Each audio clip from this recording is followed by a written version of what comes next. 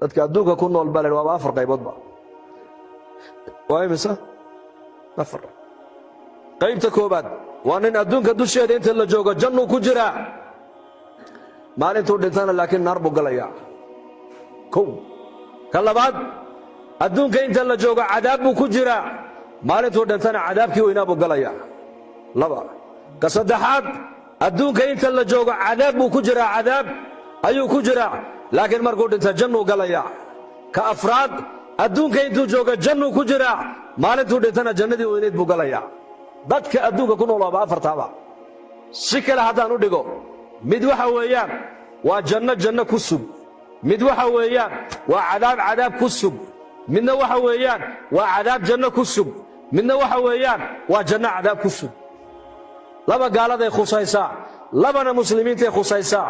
labada gaaladan horta inii macnaynaya dhegaysta waa gaal weeyaan laakiin thar waa ilaahay siiyey dhaqaala ilaahay siiyey hanti buu leeyahay oo gaalnimada waxa u dheer waa hanti gaalkaasi adduunka dusheeda jannadiisii buu ku jiraa maalintuu dhintana cadaabkii weynaa buu ku dhacayaa addunyaa sijnu lmu'min wa jannatu lkaafir say janno adduunyada ugu tahay kaafirka waa kaafirka hantiilaha laanna jannadiisu waa maxay halkan adduunka intuu joogo wuxuu doonuu samayn waxba ka xaaraan maaha waxau doonuu cuni waxau doonuu cabbi waxau doonuu daawan meeshuu doonuu mari suu doonuu u fuuli suu doonuu u socon cidduu doonuu u tegi wax haba yaraatee soo joojinaya oo qabanaya haba yaraatee ma jiro shahwadiisa adduunka dusheedu ku gudanaya kaas marka jannadiisii halkan weeyaan isaga bimacnaa shahawaadkiisii adduunka dusheedu ku gudanaya weeyaan waxau doonuu samayn waxau doonuu cuni waxau doonuu cabbi dharkuu doonuu xidhan suu doonuu timaha u xiidhan meeshuu doonuu tegi waxau doonuu fuuli siduu doonuu u hadli halkan weeyaan jannadiisii isaga laakiin maalintuu dhinta maxaa u dambaysaa darhum ya'kuluu wayatamattacuu wayulhihim alamalu fasawfa yaclamuuna baa ilaahay yidhi gaalada ha cuneen baa ilaahay yidhi iska dhaaf ha iska cunaan oo ha iska tuntaan oo ha iska raaxaystaan oo hididiladuna ha dagto hididiladu waa maxay waxaabaan samaynay waxaabaan samayn doonnaa waxaabaan gaadhnay waxaabaan soo wadnaa kolba cilmi baan gaadhnay macluumaad kalaan keenaynaa horumar baan adduunka ku soo biirinaynaa ilaahay baa la ilowsiinayaa laakiin waxaa ilahay yidhi gadaal dambayse ogaan doonaan baa ilaahay yidhi afara'ayta in mattacnaahum siniin uma jaa'ahum maa kaanuu yuucaduun maa aghnaa canhum maa kaanuu yumattacuun ka warran baa nebi maxamed lagu leeyahay haddaan adduunka dusheeda in yar ugu raaxayna kuwaas kadibna wixii loo yaboohay uu ku yimaado geeridii baa ku imanaysa qofka ajashii baa ku daynayn deedna maxaa ku xiga tamatucii adduunka dusheeda ay ku soo raaxaysteen hadha waxba uma tarin baa ilaahay way iloobi doonaan kam labithtum fi lardi cadada siniin qaaluu labithnaa yowman aw bacda yowmin fas'al ilcaaddiin qaala in labithtum ilaa qaliilan low annakum kuntum taclamuun afaxasibtum annamaa khalaqnaakum cabathaa wa annakum ilayna laa turjacuun banka qiyaama markaysa soo taagaan baa la weydiin la odhan doonaa arlada dusheedii imisaad ku soo nagaateen markaa bay odhan doonaan maalin ama maalin barhkeed aaway tamatucee adduunka ku soo tamatuceen ay ku soo raaxaysteen ma jiro marka gaalka sarwada haysta ee hantiilaha bimacnaa jannadiisii waa halkan jannada loo jeeda waa maxay shahawadiisa halkanuu ku gudanaya wuxuu doono dhan waxa nafsadiisu ay doonto oo dhan halkanuu markaa ugu samaynayaa markuu halkan ku dhammaystana waxa ilaahay yidhi fasawfa yaclamuuna ma markaa u dambaysa kaasi waa kaas gaalka labaad waa gaalkee waa gaalka faqiirka waa gaal laakiin gaalnimadiisa faqri baa u dheero derbi jiif weeyaan meelahaabuu khamriga intuu cabuu derbiyada ku dhacaa adduunka dusheedii sidanuu ku yahay oo cadaab buu ku jiraa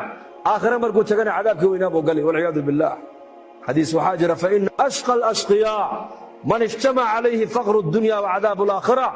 fii shucab aliimaan buu ku sheegay imaam bayhaqi raximahullah dadka adduunka soo maray ka ugu khasaaraha darani waxa weeyaan ee ugu hooga badani waxa weeyaan waa ninka adduunka dusheeda faqri ku haleelay aakhirana cadaabtii aakhira lagu tuuro walciyaadu billaah labada kale muslimiintay khuseeyaan waa mid adduunka dusheena cadaab buu ku jiraa laakiin markuu aakhiro tego insha allah jannuu gali ilahay raxmadiisa ka quusan mayno waa muslim adduunka dusheeda islaamnimada kuma dhaqmo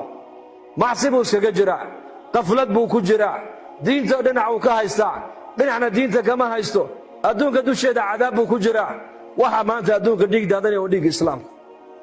haddaan maanta lahaa innaka dalkeenna Soomaaliya ee ka soo jeedna kulligeen Soomaali baan iska wadanahay waa dad isku caqiida ah isku luqa ah isku madhab ah isku diina isku dal ah waa qoom kaliya ku nool waddankeena waddankan imsa qabiil baa ku nool imsa ummad baa ku nool yaa sheekh dawri 40 Soomaa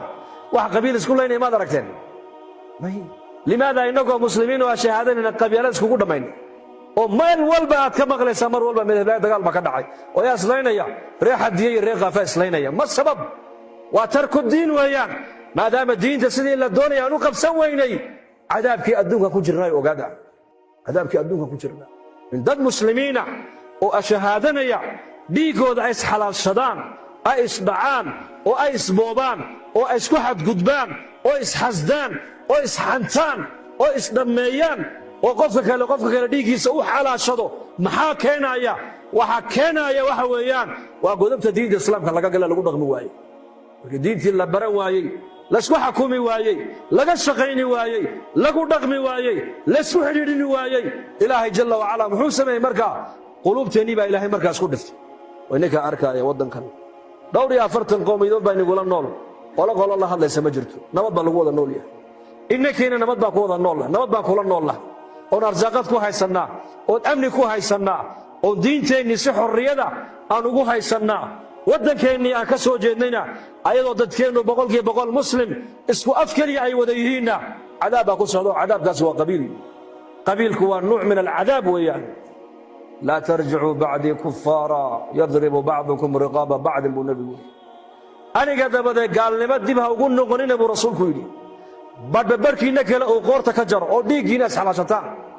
haddaad aragto ummad islaam u nisbo sheeganaysa oo ninba ninka kale dhiiggiisa u xalaashaday xadiiska waxau nebigu sheegayaa islaamnimo maaha waxaas gaalnimadii baa dib loogu noqday jaahiliyadii ogaada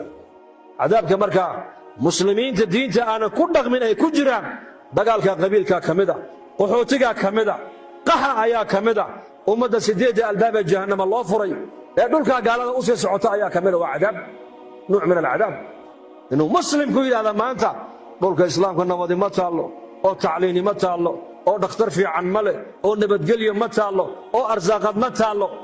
aye arsaaqada ilaahay baa haya walaakiin isagu wuxuu yidhi arsaaqada yurub bay taallaa amniga ilaahay baa haya walaakiin isagu wuxuu yidhi nabadgelyada yurub bay taallaa caafimaadka ilaahay baa haya laakiin isagu wuxuu yidhi caafimaadku wuxuu yaallaa yurub iyo maraykan buu yaallaa wixii ilaahay lahaa ayaad u nisbaysan soomaha dad kale waa wuxuu ilaahay kaa bada marka adiga dadkeennii inaga baxay ee dhulkeenna ka baxay dhulkan wada u baxay oo dhan maanta waxaan odhan karaa 80 ama 70 mujtamacii inaga tegay way ku daayeen ogaada in yar baa ka nool maanta in yar baa damiir leh oo dadnimadii iyo diintoodii sii haysata shalay mu'tamarkii dhammaaday culimmadu ay soo gabagabeeyeen ayaan dhallinyar ka timid Minnesota ka yimaadeen iyagoo dhowr ah markaas aniga iyo Sheekh Cabdirashiid ayay u yimaadeen oo markaa bay masjid nagula tukadeen way noo warrameen markaa aan 2004 bay ugu dambeysay qaaradaas waxay yidhaahdeen bariga aad timaadeen waan maqalnay dadku way fiicnaayeen oo muslimiin bay ahaayeen oo dadku masaajiday u badnaayeen laakiin maanta xagga kale beerta loo batay xagga beerta ma taqaanaan xagga balwada iyo khamriga iyo fisqiga loo batay bay yidhaahdeen ee noo soo gurmada noo kaalaya waa dhallinyar waliba qaarkood halkaa bay ku dhasheen dhulka gaalada oo muslimiintu ay ku siyaacaan waa cadaaba ugu maaha raxmad marka muslimka diinta aanan ku dhaqmaynin adduunka dusheeda cadaab buu ku jiraa laakiin aakhire markuu tago arrinkiisu ilaahay buu hor yaallaa in shaaa cadabahu hadduu doonana ilaahay waa cadaabi hadduu doono ilaahay waa u naxariisan taasi waa baabka ilaahay bay u taallaa laakiin ka afraad baan u socdaa i dhegaysta waa kee waa mid adduunka dusheeda janno ayuu ku jiraa markuu dhintana jannadii weynayd buu galayaa waa kee waa muslim mu'mina oo adduunka dusheeda ilaahay sharcigiisa ku dhaqmaya oo diinta ilaahay ka shaqaynaya oo diinta ilaahay ku dhaqmay oo ummadda baraya diinta oo diinta noloshiisa ay ka muuqato muslimkaasi adduunka dusheeda wuxuu ku jiraa janno maalintuu dhintana jannadii weynayd buu geli doonaa insha allah dhahda yaa uu diyaara janno ku sugan inuu helo insha allah dhahda